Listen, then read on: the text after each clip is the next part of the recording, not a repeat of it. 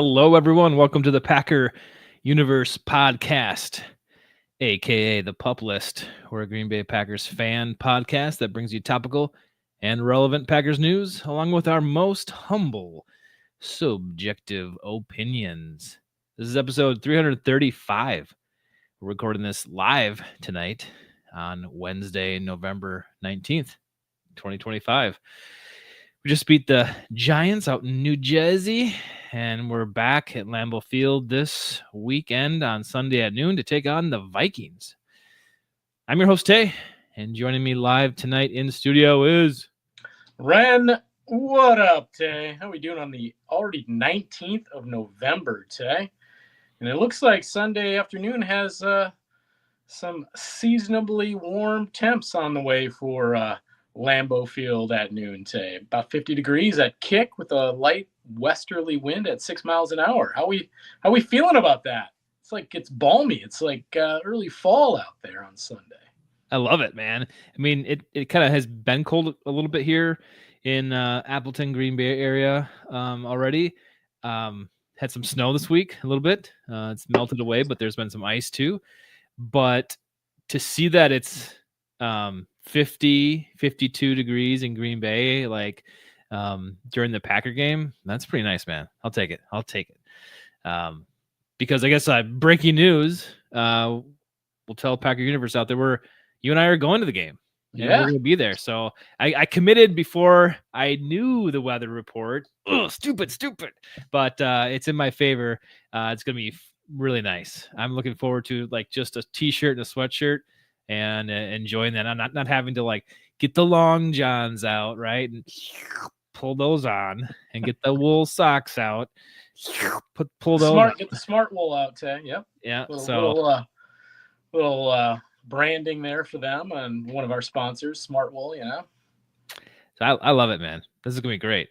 I was a little worried because November can be volatile and you can have some balmy games there sitting on the metal benches, but yeah. That's why we rent the $10 seats, Tay. You're never sitting on the bench. You got to secure your real estate. You've heard me say it on the show before.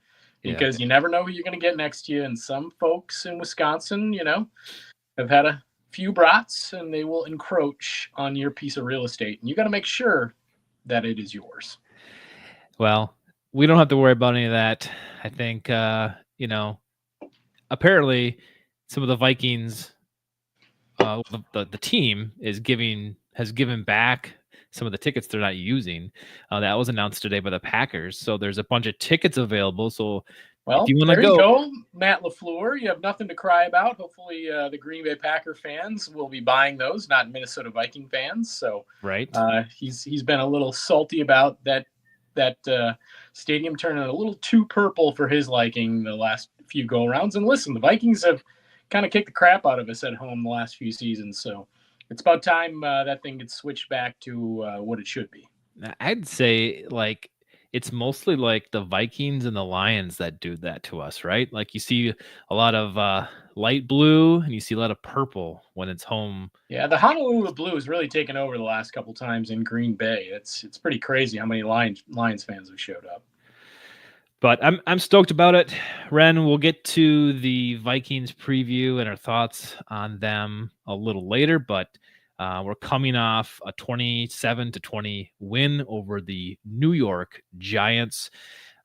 Played at noon this past Sunday, and our first takeaway after the game, you weren't too happy about it, and I think I was kind of like, whatever. So I think we kind of like seemed to flip flop from the week before, where you were pretty upset this past week, even though they won, and how they won. So has that changed? Have you had time to digest? What are you feeling about the win against the Giants this past Sunday? Hey, I certainly love that they got a dub today. I mean, that certainly helps because the season, the pudding and the proof that we're going to see in it is now. I mean, you look at the last 7 games today, 5 of those are division games. And then the 2 others are against the Broncos in Denver. That's certainly going to be a big test out there, with I think they actually have the best record in the AFC at 9-2. They haven't had their bye yet. So at the moment, they sit as the number one seed in the AFC. So that's a tough go. And then obviously Baltimore at home. So, I mean, this is it, Tay. You needed that W because had they lost, and again, I was upset because you kind of felt that third loss in a row stewing. I still don't feel great about it. I certainly, when you look back, and I disagreed with you, and it's always fun to do that. Disagree with you, Tay, because that's generally what I do. But I said Jordan played a good game, and he sure did, man. And one of those, and I'm about to mention it, 4 of 4 in the red zone. One of those goes to Malik Willis, obviously. But when they had opportunity to drive the football and get down in the red zone, they were 4 for 4. Obviously, nice 2-point conversion late to Emmanuel Wilson as well. 7 of 11 on third down in that game today. So they got back to where they've been good earlier in the season, and that was on third down, and they need to be and will need to be the rest of the season if they're going to rattle off some wins and maybe get 5 of these last 7 games. So if they do, you got 12 wins and you're feeling pretty good about yourself. But I didn't love the performance out there. We were trying to figure out who the other injury was, and the one we couldn't think of at the time was actually Quay Walker with the stinger in that game. So he did not practice today. We'll get to the injury report. I know you like that little segment in the graphic, but he's been fantastic all season. But again, looking back at it, I didn't feel they played complimentary football. 140 yards on the ground to backup running backs. We talked about a backup to a backup quarterback. That wasn't great. Jameson, they held him mostly in check, about 200 yards passing. But they had an opportunity that game today again to have 3-4 picks when they only had the one. Obviously, misplaced, just bad ball that Evan Williams is able to pick off and basically salt the game away there. But they gotta start coming up with those, because we're going to talk about a team in a couple weeks, the Chicago Bears, who lead the NFL in interceptions and turnover plus ratios. So they got to start coming. We're going to talk about the Vikings too when it comes to turnovers, and they're kind of like us. They don't get them, but when they're out there for you to take like that, and they're literally balls are popping in the air or balls are thrown right to you. Hopefully they're on the jugs machine all week, Tay. Those guys need to get their hands ready, because the team we're going to talk about, J.J. McCarthy, it's a tough start for the young man. Not to say he's going to be a bad quarterback. You can't really judge a guy off of 5.5, 6 games played in the NFL, but he's bad today. He is massively inaccurate, and the Packers need to start getting those turnovers going. And that defense, 2 sacks in that game. Rashawn Gary's kind of that's been a talking point in the media. Where is he? The snaps are down, the production's down. That's a problem, and they're going to need to get after JJ. And that game again, all year they had allowed in seven of their games, they've allowed 21 or less points of being the Packer D, and they did it here again. But I just wasn't very impressed with the output of the defense when the offense came to play, outside of the receivers who dropped way too many passes. So I didn't love it. Don't love the field in Jersey. Too many guys get hurt on that field. It's been a place that people have complained about the surface out there. I'm glad they got away without anything real major. But the big thing too, Josh Jacobs may or may not play on Sunday. I'm going to say probably not. But yeah, I still doesn't beating a lot of third stringers with a 2-9 football team didn't give me a heck of a lot more confidence in my football team moving forward. Yeah, I think I want to just walk back a little bit. I think I was maybe a little too hard on Jordan Love this past week against the Giants. I'll admit that. I think it was the combination of the last 2 weeks prior, and then the receivers dropping their balls. The offense looked meh at the time, but then you look back, and Jordan, when he was in there, did play well. Obviously, Malik came in and did really well in his absence for that series or two. So I love that aspect, not having to worry about that sort of thing.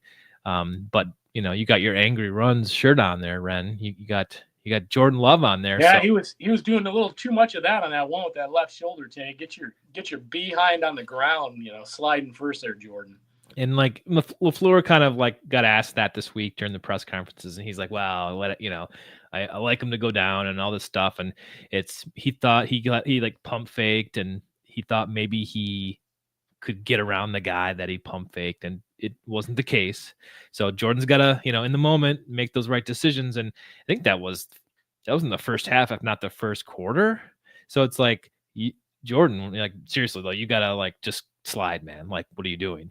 I know that was like on first down or something. So it just didn't compute, necessarily. So nope, he's got to cut that stuff out. Yeah, I hope the jugs machine is has to be replaced because it was used so much this week during practice. I mean, defense and offense have to catch that ball. We think we had like a possibility of like 4 interceptions that game, and that's what we need. That's they're easy interceptions today. This wasn't like, well, that would have been a crazy pick. You almost had it. No, these were all like kind of gimmies, man. We are 27th in the league in interceptions with just 4 this season. That's crap. That's total crap. You know who's even worse? The Vikings. Minnesota Vikings with 3. Well, someone's got to Something's got to give on Sunday, Tay. Yeah. But when I'm looking at the rest of the stats for the Packers, offense is pretty much in the middle. They're average. They're not that great at anything. You start getting into top 10 categories on the defense with points allowed, we're number 7th, and then points total yards per game, we're 6th, and then what is it? Rushing yards allowed per game too, we're 7th. So, and that checks out, right? That the math works because you can see the defense doing some things, holding there's the opponent's score down. And I don't know, it doesn't seem like we're stopping the run, but the stats don't lie. And that's where we're exceeding is with the defense. And like you said in the first take, complementary football. Like someday we're going to have both offense and defense on the same page doing what they're supposed to be doing at the same time. And hopefully that is later in the season, maybe against the Bears in a few weeks. Maybe against the Lions in a week. But more importantly, hopefully that's 7 weeks in a row, Tay. Yeah. How about every week? You can't be perfect, but well, I mean, doesn't mean every game is as good as the next, but I mean, certainly if you start to even this thing out and they play a reasonable brand of offense and a reasonable brand of defense game to game, they're going to win a lot of games. I mean, it's that simple. It doesn't mean you got to blow it out the box on D and offense every week. I mean, if you did, obviously you'd probably win them all. But, if you start playing a slightly above average on both sides of the ball week to week over the next 7 weeks, you're going to win most of those football games. 100%. Before we get to the injury report, I want to bring this up here for you, Ren. The kicking situation. we got Brandon McManus, who is on the injury report, which we'll show in a minute, but he's full participant. And you got Lucas Haversick still on the roster. But these two guys, Brandon McManus, his field goal percentage is 64.7%. He's made 11 of 17, and he's made all but 1 extra point to put him at 94.1% for extra points. Lucas Haversick, on the other hand, has made all of his field goals that he's attempted and missed 2 extra points to put him at 77.8. If both these guys are healthy and it's Coach Ren this week, what are you doing? Are you sticking with McManus, who LaFleur has said he's been sticking with and will stick with? Or are you making a change? Haversick versus McManus, Ren. What are you doing? If I knew that Brandon is 100% healthy, a kicker with a quad issue, Tay, is that thing ever really good until the offseason? Because my thought is no. That thing just seems to linger. I mean, that's that's his bread and butter. That's what he does. He kicks with that leg. Your quad is, a big part of that. If that was 100% healed, I'd be Brandon all the way. No. And then we saw, obviously, the wind was swirling. There were gusts of over 40 in Jersey last week. But man, that one, the laces in kick, where it's like, I mean, that thing didn't go like straight. It went east. I mean, it just was like, nope, I am going that way to the crowd. It was ugly today. Both his misses were not good. Again, I know weather played a factor, but I know McManus knows Lambeau.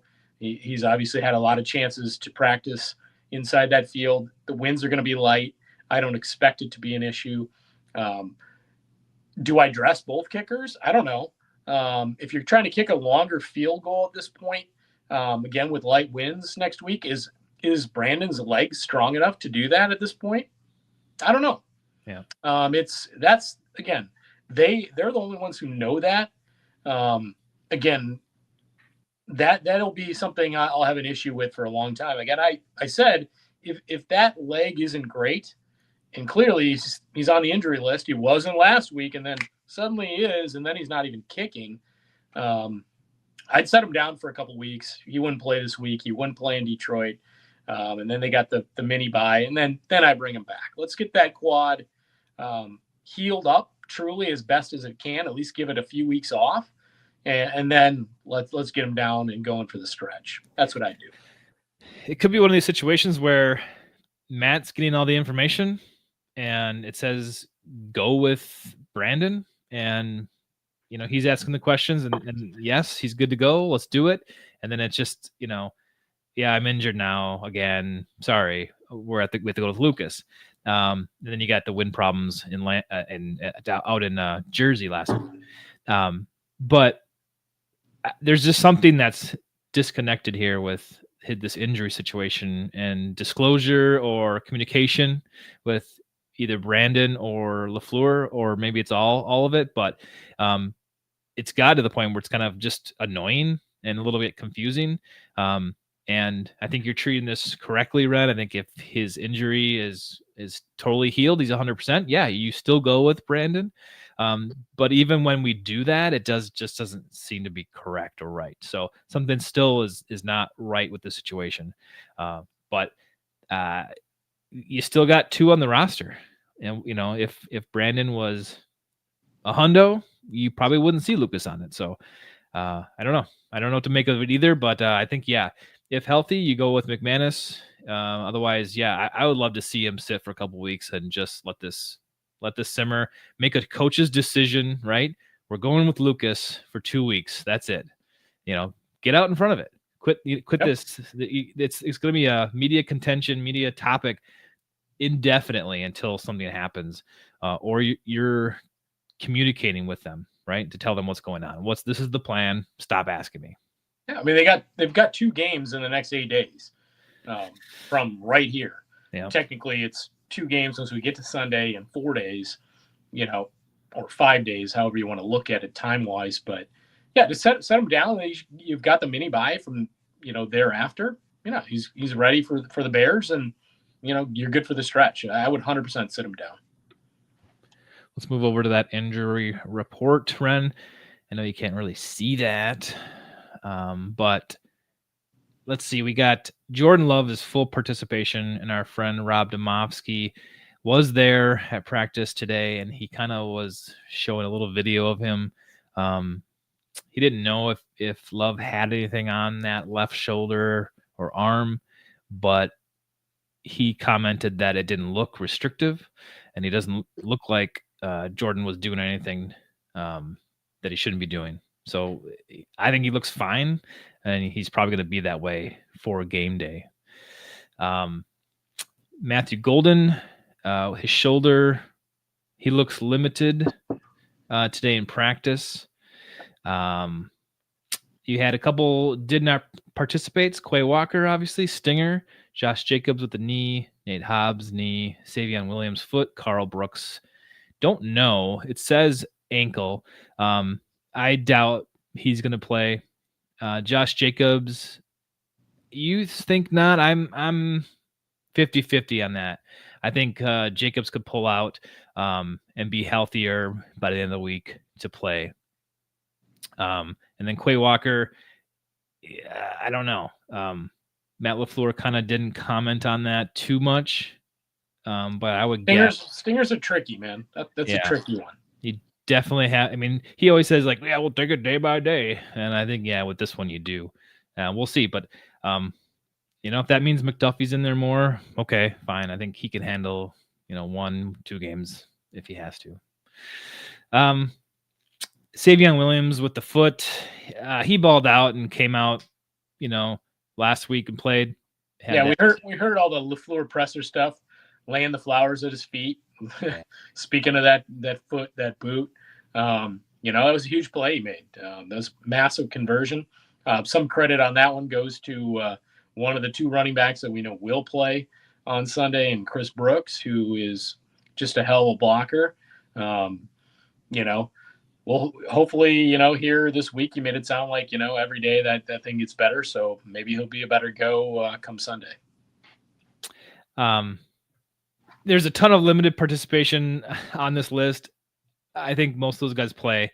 It just feels like every hangnail is on this list. Another huge laundry list, gigantic here versus the Vikings, which has like 4 on it. Yeah, I was going to say, did you see the Vikings injury report? Yeah, there's like 4 guys on there. One is their center who just opened his 21-day window. He was listed with a concussion, and that's it. I mean, generally they're pretty darn healthy, and that O-line for the Vikings has been pretty good. So. Yeah. And Nate Hobbs, probably not seen him. His knee did not participate. Probably not going to see him this week. I'm not sure what the timeline on him is. That's a shame. Yeah, so not like he's a whole lot missed, but yeah. So the injury report, it's long, it's annoying, but as we kind of saw last week, most of those guys did dress up and show up and play. So I think we're going to be good with a lot of those guys. I hope Jacobs plays. We're getting Aaron Jones into town, and it'd be nice to have 2 awesome running backs go at it a little bit, and be nice to have our signing to replace him up and running. So, well, it'd be nice if, and we started to hear whispers that maybe that Marshawn Lloyd window is going to get open, but I didn't see any confirmation on that today. And same with Jaden Reed, that he was, posting Instagram stuff of him in his jersey, so he's chomping at the bit to basically get his window reopened. We're not going to see either of those 2 guys come Sunday, but it would be nice to start getting a few reps for Mr. Van Ness Monster, Tay, that you once upon a time tried to nickname him, Lucas Van Ness. Finally get him some reps come Sunday, get him in the game a little bit, start to get that lather up so he's ready to go full bore against Detroit Thanksgiving Day. I really wish we could call Lucas Van Ness the Van Ness Monster. But unfortunately, Ren, I don't know. I don't know if that's actually going to come to fruition or not. That disappoints me when a good nickname can go to waste. But we'll see. We'll see what happens. I mean, maybe, but I don't know. I think first priority list is get Gary more sacks. I mean, come on, where's that guy? But whatever. Well, maybe you got an extra body in there that can actually rush the passer. And again, the thing with Van Ness though is where you can play him on the line is there's a lot more chess piece availability with him as a player, placing him in the middle or the outside, wherever you want to bring him from. So, that would be a nice piece to have back on your D line, no doubt. All right, Ren. Well, if you got nothing else, let's move on to some Vikings. All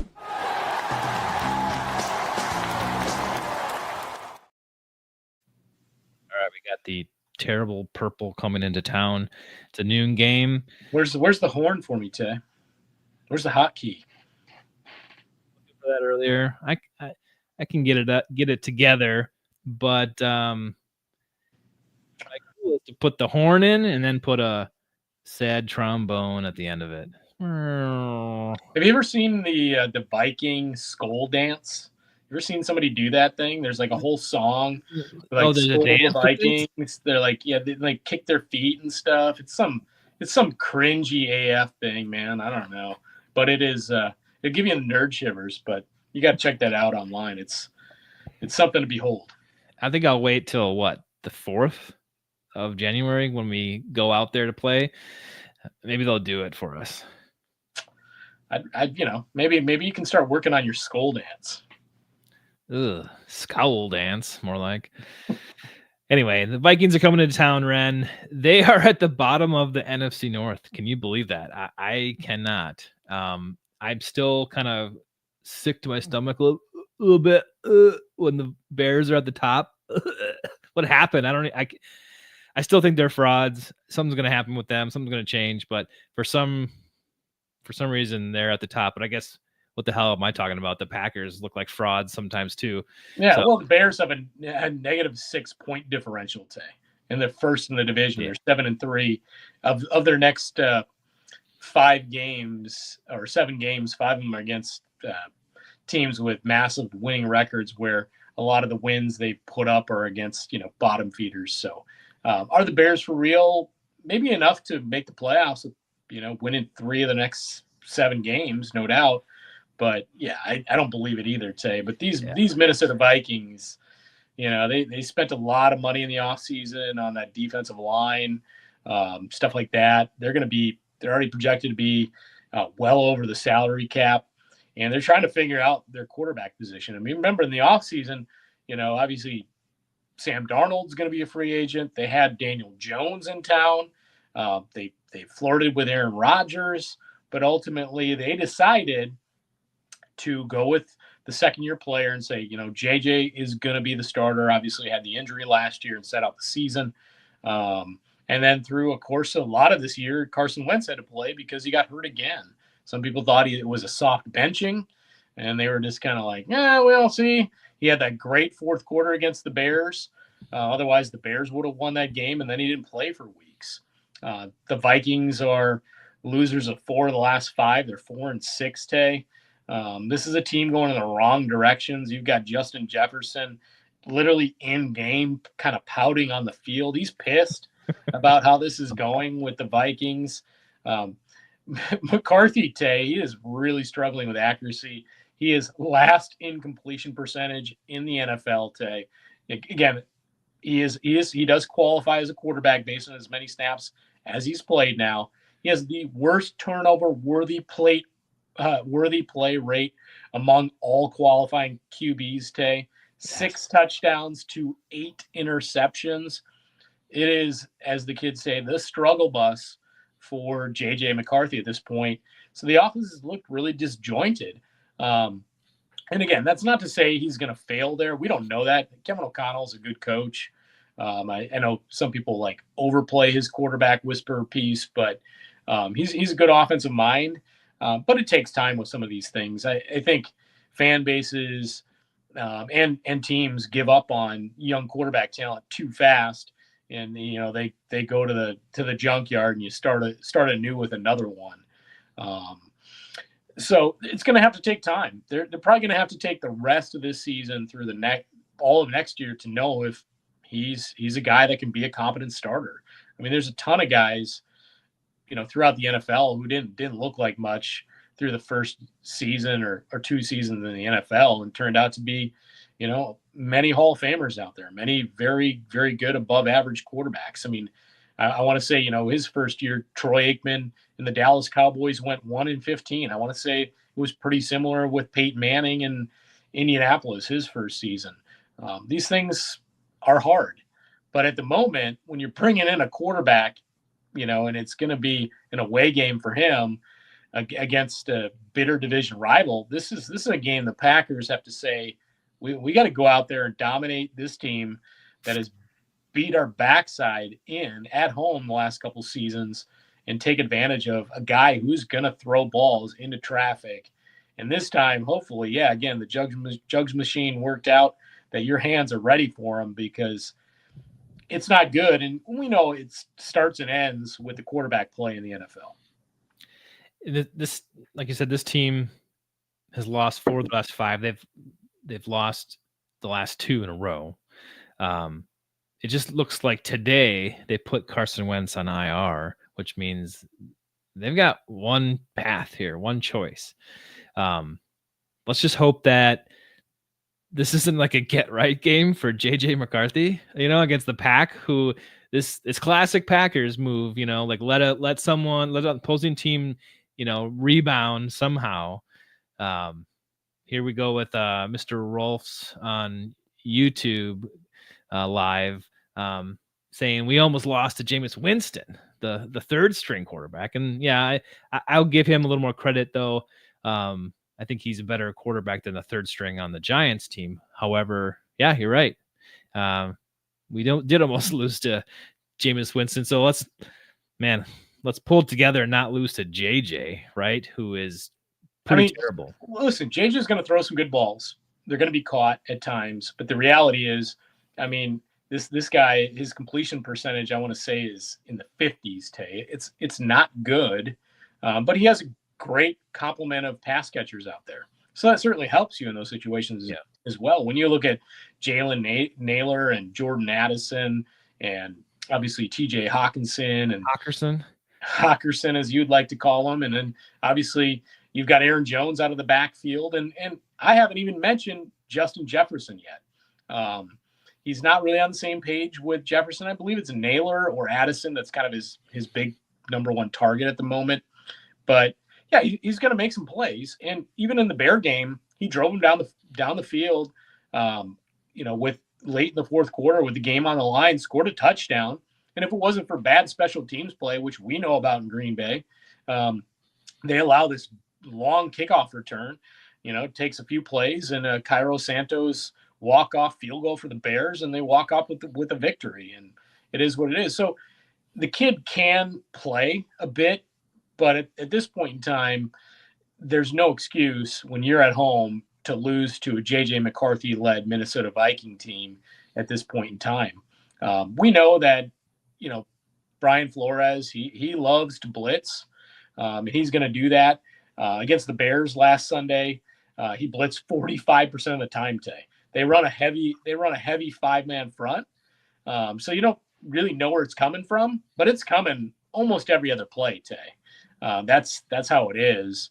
The Minnesota Vikings don't really have much as it is as far as pass rushing is concerned. They're getting Jonathan Greenard back, who's had 2 on the season. He had 12 sacks last year. But their leaders so far this year are defensive tackle Jalen Redmond and former Packer linebacker Eric Wilson with 3.5. But they're going to get after it. But let me tell you this, Tay. Do you know how Jordan Love's been against the blitz this year? I did hear something like that. He's got a rating of like a 119 or something, or 109 or something like that. So he's actually pretty good against like being flushed out or being rushed on. So yeah, that's great. Yeah, nine TDs to 1 interception in blitz play. He's been fantastic. So Flores can scheme it up as he wants, but Jordan's seemed to be throwing the ball where it needs to get to when it comes to the blitz. And that's a big thing that they like to do. I just hope when that stuff happens on Sunday, he's on the same page with the receivers, which I don't think we're seeing. We're not seeing them come back. We're not seeing them break open or turn around, and go a different direction or come back to where Love is running to. That sort of thing. I think that part of the game is missing for the Packers with, the quarterback and their wide receivers, but maybe that's because of just the revolving door the receiver situation has been. But I'd like to see more of that. The Packers, though, against this Vikings team, they did find a way to win last week. They won against a 2-8 team who just, had a change at quarterback and a change at head coach. But it's now time for this team to prove that they're competitive in their own division. This is crazy that we're seeing the Vikings for the first time, and we haven't even seen the Bears yet, and we've seen the Lions once. It's nuts this late in the season. It feels strange, but We got to, prove to the fan base, Packer universe, that they can play together as a whole team here and execute the game that they want to show us they can do, and perform the way they want to. So that's kind of what I'm looking for. I'm looking for them to take care of their own business, right? That's what we always want. Don't play down to your opponent. Don't do anything. Just take care of your own business. Catch those balls, catch those interceptions, and swing that point differential back in our favor here. But the Vikings have lost 2 in a row. I think keep them on the bottom of the NFC North, where they belong. Give them 3 losses in a row. I think let's get Micah into double-digit sacks this week. That would be awesome. Or if not, let's get 2 interceptions from JJ McCarthy. So that's a piece I'm looking for. I'm looking for the Packers to send some exotic packages against JJ McCarthy because he is so inexperienced and so inaccurate with the football today. Get him off his mark. Get him off his mark quick. Make him feel that pressure, and he's going to give you some extra opportunities to have field position in this football game, and they have to recognize that today, as we're talking right now, as a game plan, because the Vikings are playing literally for their playoff lives this game. If they don't win this game, Tay, they can start to circle 2026 to see what that looks like for them, because at that point they're going to be 4-7, and it's pretty unlikely based on the rest of their schedule they're going to be able to make the playoffs. So this is not a good football team, Tay. They're 22nd in the NFL against the run. The Packers, let's talk about that pass D, sub 90 QB rate. Packers defensive backfield, pretty crazy. Again, we talked about a couple of years Band-Aids in the backfield. Yeah, Carrington Valentine, man, balling out. Mm-hmm. Pass breakups, Keyshawn Nixon playing a heck of a brand of cornerback when it comes to that. 6.0 per passing attempt against the Packers is best in the league, Tay. That cornerback group. So, wow. Pretty great. 7 to 10 games, the Packers allowed 21 or less. So this defense can ball out, and they've got to do it against the Vikings. Yeah. Well, I think that they can pencil in that 2026, get their marker ready, Ren, because I think they're going to win this game. The Packers are. I don't call this a trap game. I know the Vikings are inferior. I just don't think there are any trap games left this year. They're not, the Packers to me aren't good enough to call it a game now, a trap game to me. So they just need to go out there and play well. They have the talent, and they definitely have the expectations by the fan base. But I see them getting it done. I did look at the line, Ren. It's 6.5 to the Pack because they're at home and they're a better team, evidently. Oh, you're getting a lot more in the 3 home cooking today. You almost got a full touchdown on the Vikings. So yeah, which I think is what's going to happen. I think they're going to put up. You want to say the mid-20s, but that's where they've been the whole time. I'm just trying to picture, and probably at least 3 touchdowns run. So I'm going to say 24-17 Packers.